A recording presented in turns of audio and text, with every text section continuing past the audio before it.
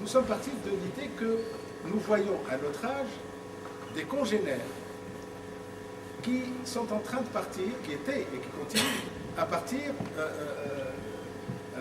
c'est-à-dire à mourir de la manière la plus anonyme, la plus discrète, des gens qui ont beaucoup donné pour une Tunisie dont ils ont rêvé qu'elle serait plurielle, démocratique. Un rêve utopique, il faut croire, puisqu'ils en ont pris plein la gueule. Et ils ont souvent été punis d'avoir porté ce rêve alternatif, et ils ont été privés de liberté des années entières. Et voilà que, soit par accident, soit par vieillesse, ils sont en train de partir les uns après les autres dans l'indifférence générale, et surtout celle des pouvoirs publics. Une amnésie générale.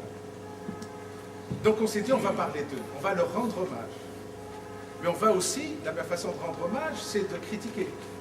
C'est de faire la part des choses, de faire la part de leurs erreurs, de leurs errements, mais aussi du magnifique rêve qui était le leur et qui était et qui est encore le leur. Et qu'on entendait répercuter à ceux qui vont venir après nous. Voilà pourquoi on est parti de ça, et puis on s'est dit... Et puis il se trouvait que c'était 1956-2006, correspondait exactement au 50e anniversaire de l'indépendance de la Tunisie.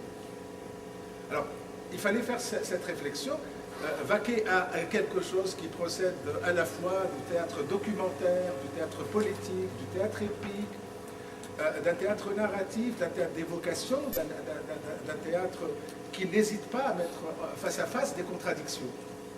Voilà ce qui nous a donné envie, en parlant d'histoire de la gauche, de parler d'histoire du premier régime et du deuxième régime, celui de Bourguiba et celui de Ben Ali.